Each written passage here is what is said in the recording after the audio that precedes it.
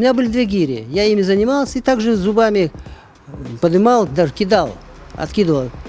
У меня такие 2 были козлы, я залезал на них на длинном поводке, раскачивал и в цель бросал. А поднимать вес большой у меня как-то и мысли не было. А вот сейчас, я говорю, я услышал от этого Аблязиз в Дагестане, дедушка, и он для меня как кумир.